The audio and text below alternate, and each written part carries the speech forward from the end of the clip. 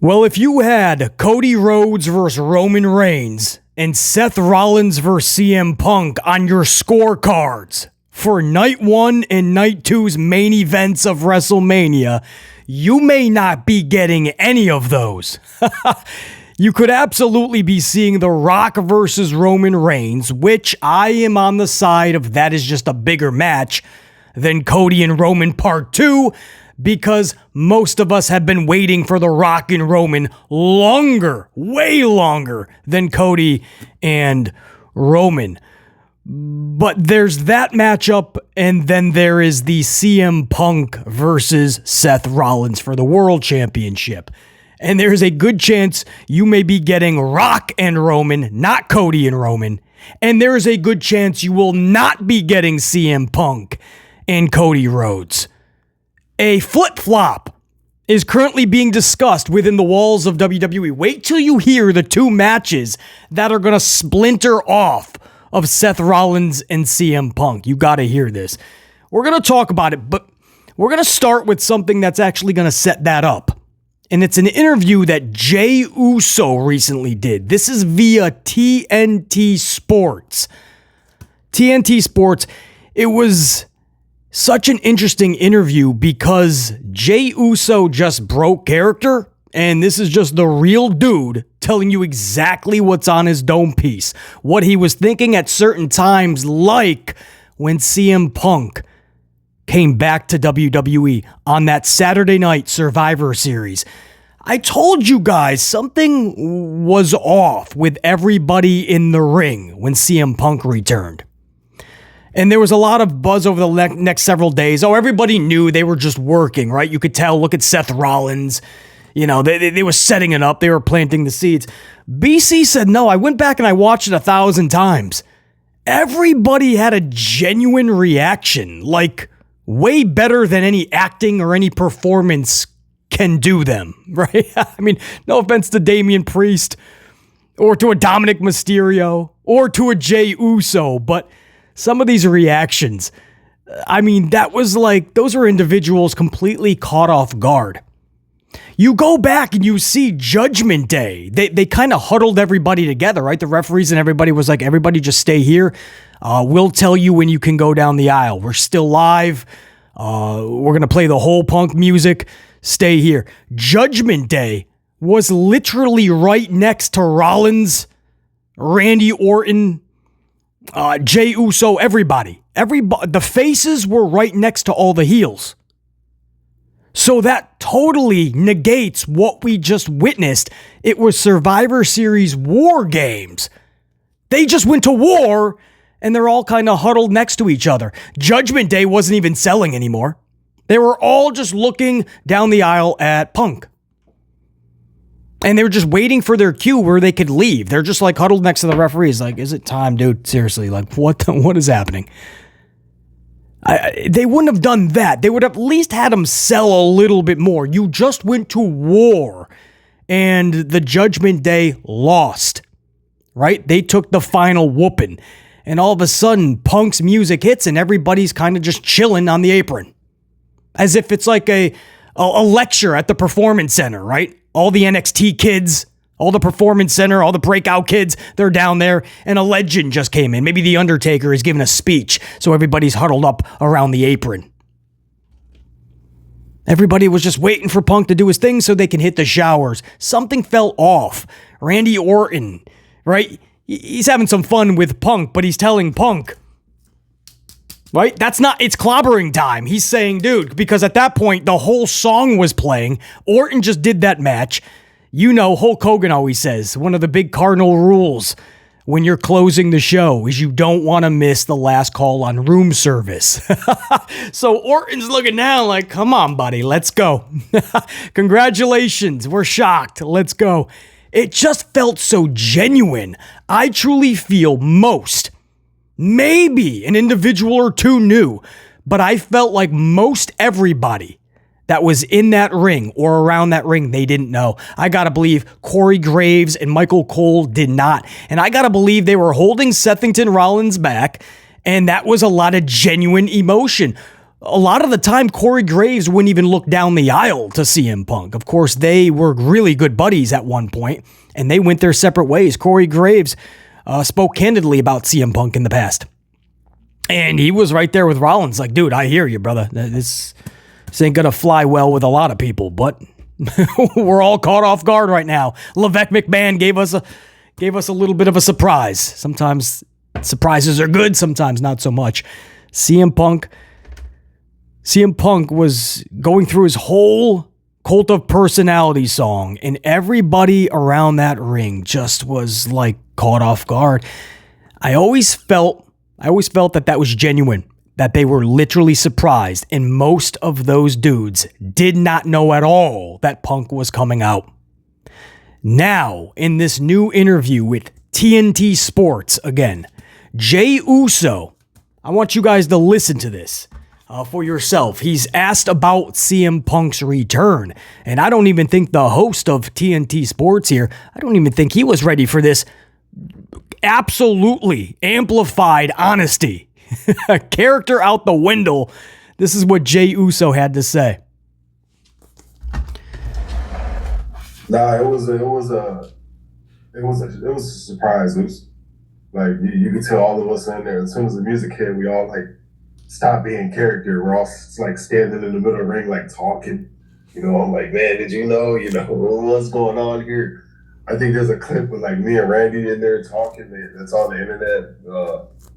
You see Seth going ham down there.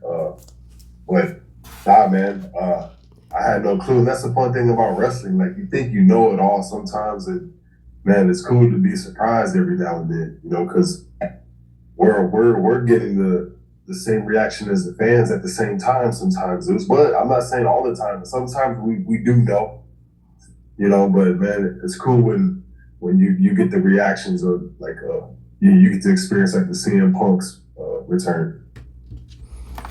How massive. Finally, guys, you have no idea how much I tried to dig on this and really find out who knew what, if they all knew.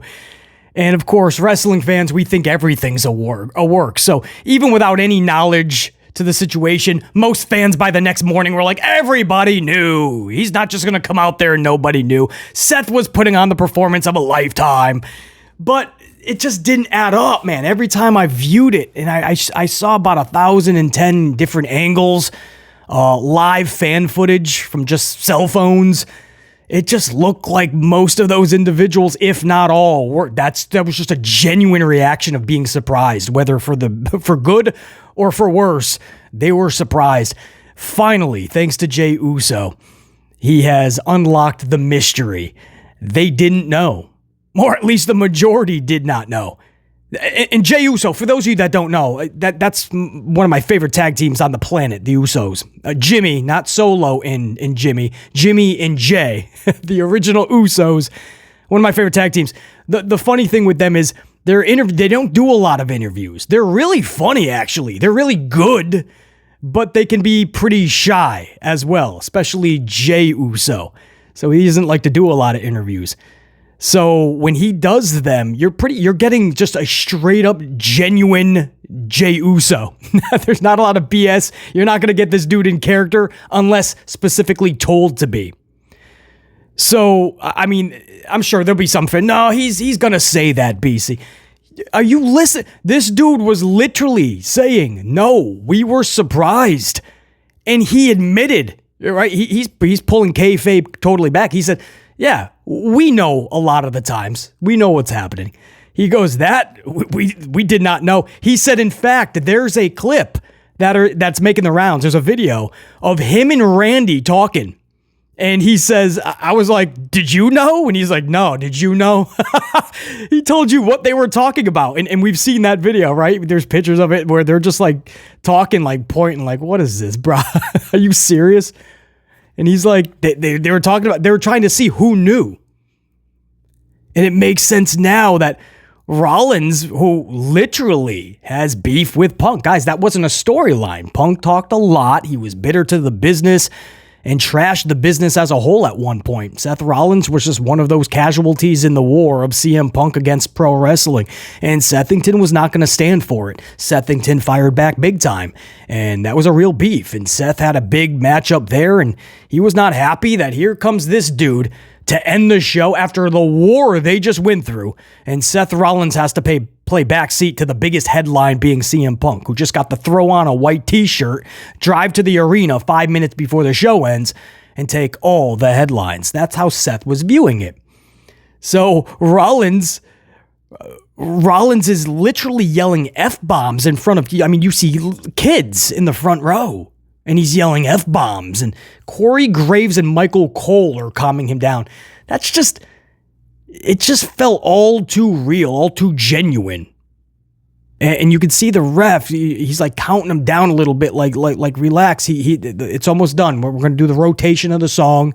Seth just wants to hit the freaking shower. He wants to probably blow right by Punk and flip him off to his face. It's just Judgment Day. It was War Games, and they're just sitting right next to the faces. They're just watching Seth flip out. And Jey Uso, Jey goes, as I'm asking Randy, did you know? And he's like, did I know? He's like, he just said, you heard it. He said, you see Seth down there going ham. Seth's out there just flipping out because they all knew Seth had an issue with Punk. Now, it's smart to do business and plant those seeds and actually have a WrestleMania match now with Punk and Seth, or at least have them do business in the future, but not so fast. That's why I wanted to talk about this first, because this leads into an even bigger topic. But this is massive for BC more than anybody, because this was a mystery I was trying to unlock. How many, if any, knew beforehand? And because it's pro wrestling, we just automatically say it was all a work, everybody knew, right? And then there was the reports that said, most people were privy to the info before the match, right? There was a report a few days, maybe a week after. And so after that report, we all pretty much went, all right, well, that's the report. Most people knew. No, nobody ever said they actually knew. And all the evidence that I brought together, right? That I literally, from over here, over there, over here and over there, I get all of this. I muster up all of these different camera angles and all of these different interviews. And with a vivid eye, I watch and I listen. Everything told BC this was a straight up surprise by WWE, and not just to the fans. Hey, everybody in War Games, surprise! Punk is back, and he's taking your headlines. So, what are we leading to here, right? So now Seth Rollins, whether he likes it or not, he became a big part of those headlines, right? Just as much as the CM Punk has returned, Seth Rollins gained a lot of headlines. He was flipping them off, dropping F-bombs in front of the kids.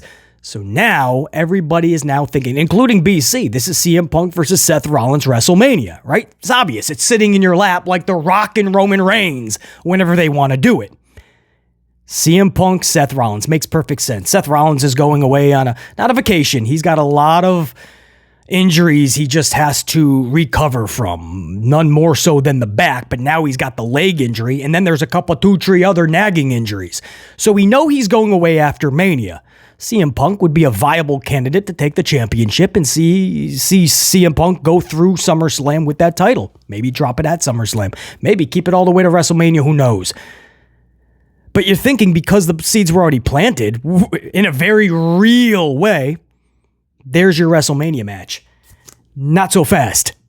Now we are hearing inside the walls of WWE. It's not just speculation. These are talks actually happening, guys. This tells you that nothing's actually finalized. Even the way The Rock has been talking. Are you hearing his interviews? He's like, whether it's this year or next year, right? He's dropping the hints that he is going to be taking on Roman. But he keeps talking about this long game. And he keeps saying, if it's this year or next year. It's like they really don't know yet. You want to believe that they do, but it's almost like the plans are so loose that nobody truly knows. Not even these individuals. So these matches are now being discussed. You ready for this? Not Seth Rollins versus CM Punk. And not Cody Rhodes versus Roman, which a lot of people wanted to see the story finished at Mania. They're talking now about what you just saw on Monday night. Cody Rhodes versus CM Punk at WrestleMania. Now, on one hand, let's go. Whip out the wallet, whatever credit card comes out first, send it over to WWE, to Peacock, to Netflix, whoever's going to take the credit card. Let's watch it. Peacock. Let's watch Cody Rhodes and CM Punk. That's a no-brainer. You got to see that match. And while that's true, who is this really helping?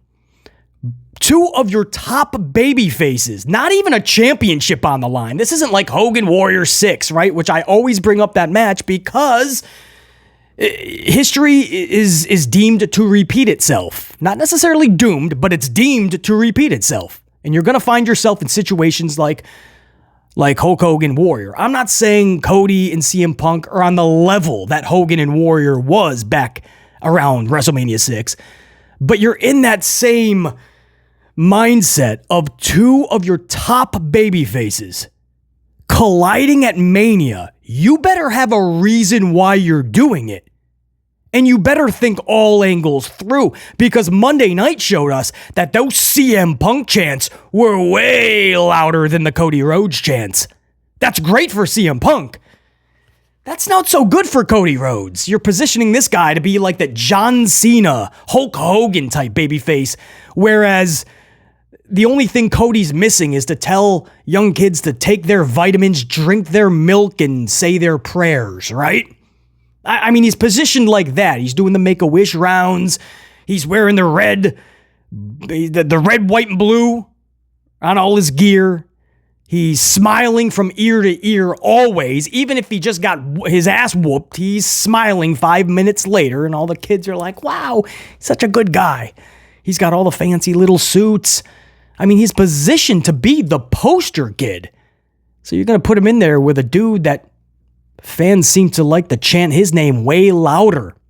The polarizing guy is not Cody in this match. It's Punk. It's a fun atmosphere. It'd be a good match. I get it. Those are the positives. I just told you, BC will be there watching. I don't know if I'll actually be at WrestleMania, but I'll be there watching it somewhere. I don't care if it's at the home front, in the office studio, at the local bar,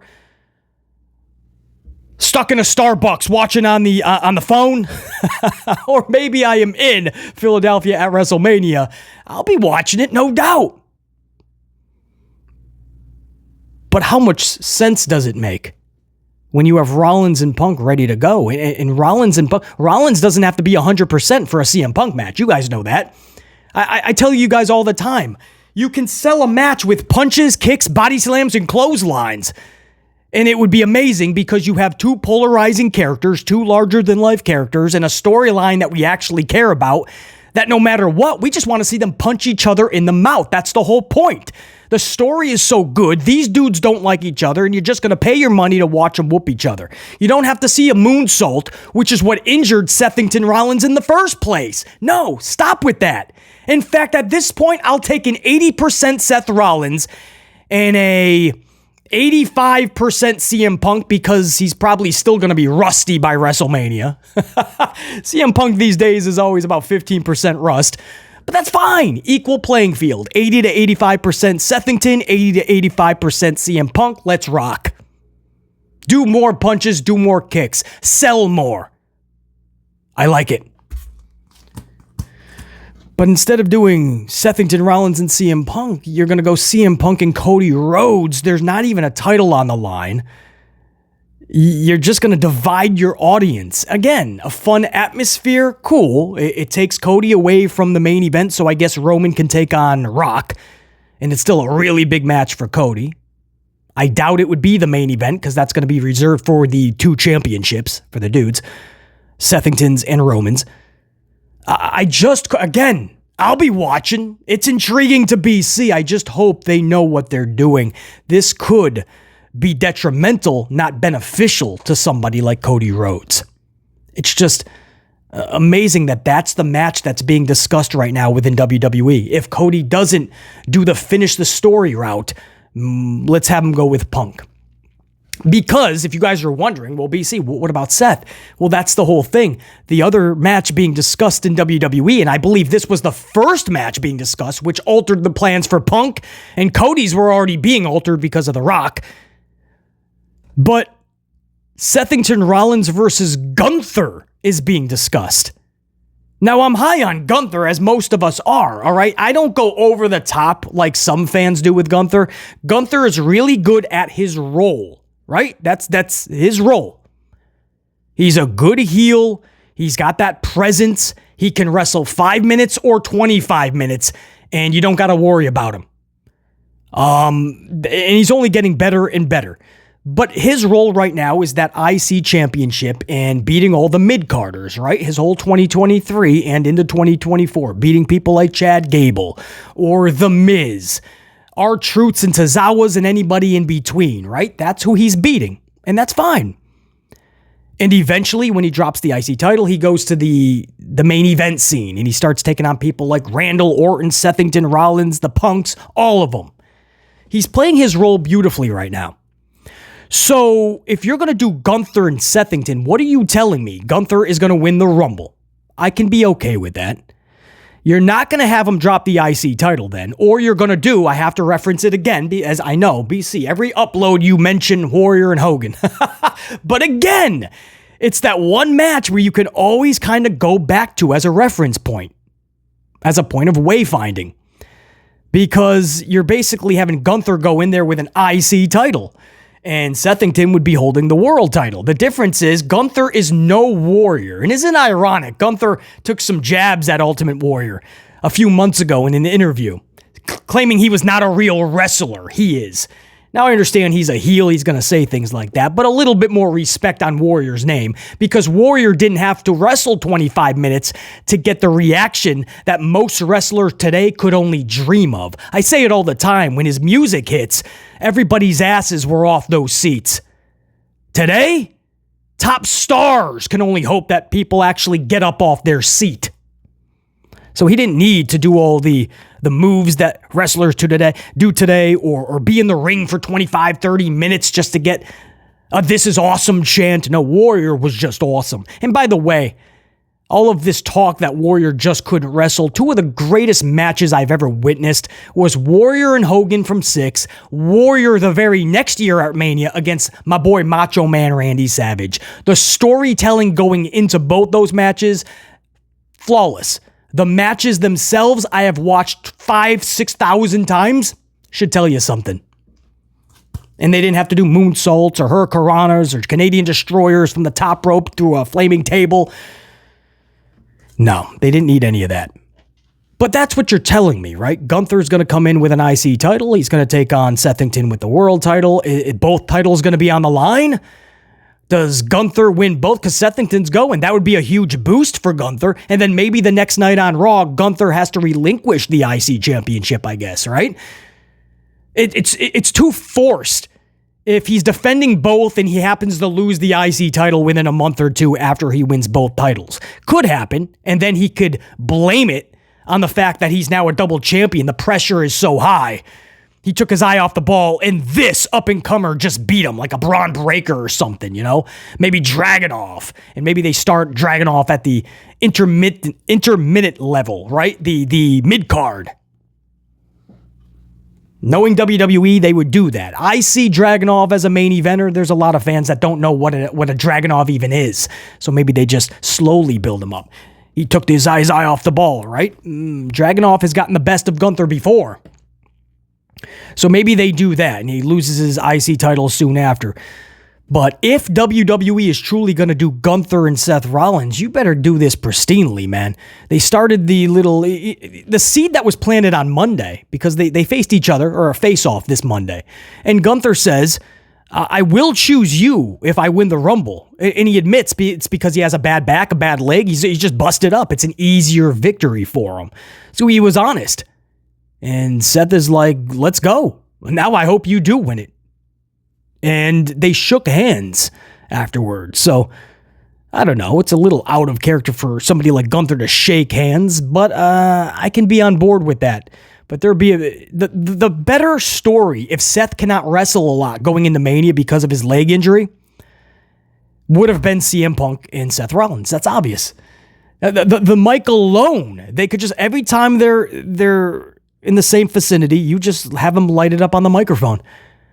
Gunther is not as good. He's gotten much better on the mic, but there's no way that if Seth cannot wrestle going forward to WrestleMania, there's no way that Gunther and Seth can just have 7 different promo back and forths. It'll get old after the second time. So if they're going to go Gunther, again, I've never said really a bad thing about Gunther because he's pretty pristine. His booking has been pretty pristine. From Vincent Kennedy McMahon to HHH. So you just better do it correctly. I just can't see how you're splitting up CM Punk, Seth Rollins. It makes the most sense. And Seth does not have to be 80%. He doesn't have to be 70%.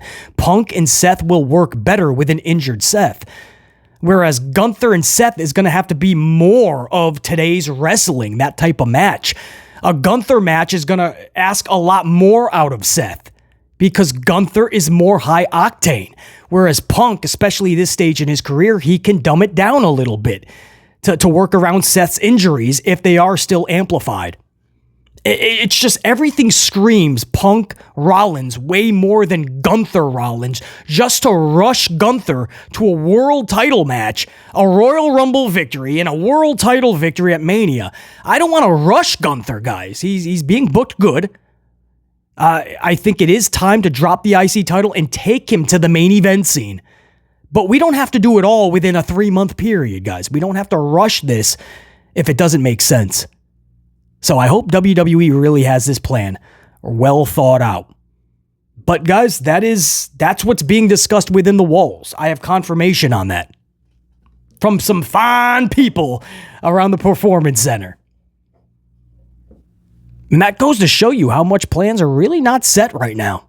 Everything is up in the air. So we really don't know what we're going to get. The good news is all of the variations of matches we are hearing, at least it's intriguing, right? Even if you get a Gunther and a Sethington, or if you get a Punk and a Cody, whether it makes sense or not, it's up to the company. It's up to WWE to make it make sense. That's not their best attributes, right? That's not what they're known for, making things make sense, especially the last 13 years. But with this WrestleMania, it's got such potential. So I really hope that they do make things make sense. Hopefully, that makes sense. And guys, the way we started this upload, man, that is still that's a wow factor for BC. We finally know that unless maybe 1 or 2 individuals maybe knew, most did not. And to back that up too, with the whole Jey Uso thing, claiming that no, they didn't know. CM Punk said himself, it was an interview he did about a week ago. Maybe it was even the bump 2 weeks ago. I forgot exactly what the source was. But Punk said he was on his way to the arena. That's how kind of rushed things got at the end there. He was on his way to the arena for Survivor Series. While he's driving to the arena, because the event is already on. So that shows you he's getting there late. Most people, that locker room definitely doesn't know that he's showing up. And as he's on his way to the arena, he's in the middle of texting his family about what's about to happen. His sister, he said, specifically, he's texting his sister to say, oh, by the way, about a half an hour, I'm going to be on a Survivor Series. Just so you know, you're going to start to see a lot of headlines and my name, the name will be trending. Just so you know. He's texting on his way to the arena. Family, nobody knew a damn thing.